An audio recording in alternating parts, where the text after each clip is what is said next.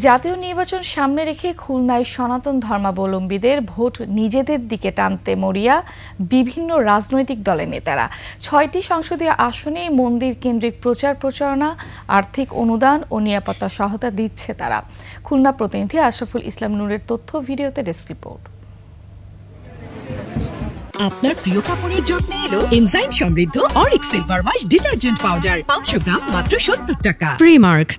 দুর্গাপূজার শুরু থেকেই বিভিন্ন মণ্ডপে বিএনপি জামাতের মনোনয়ন প্রত্যাশীদের আনাগোনা শুরু হয়।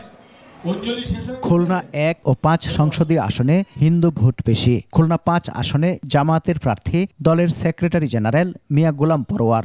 হিন্দুদের নিয়ে জামাতের কমিটি করেছেন তিনি।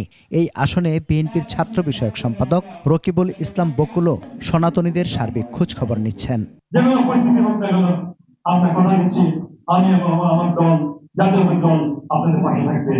ইসলামের পক্ষ থেকে এটাই দেশবাসীকে বলেছি যে সব শাসন তো আমরা দেখলাম, ধর্মের শিক্ষার ভিত্তিতে যে চরিত্র, ধর্মীয় অনুশাসন মেনে চলে যে নৈতিকতা, তাদের হাতে দেশটা গেলে দেশটা হয়তো ভালো থাকবে।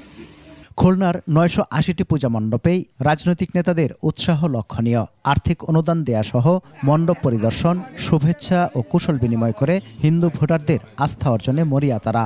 নির্বাচনকে সামনে রেখে নতুন করে বিভিন্ন রকম গুপ্তভাবে তারা রাজনীতি করার চেষ্টা করছেন, নির্বাচনকে বানচাল করার চেষ্টা করছেন।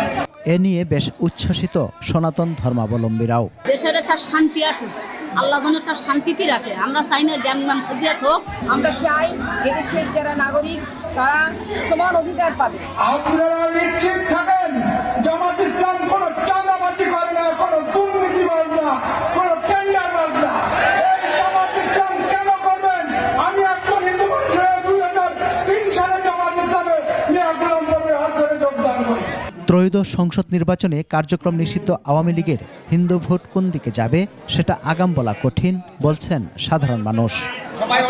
সমর ইসলাম, ২১ টেলিভিশন।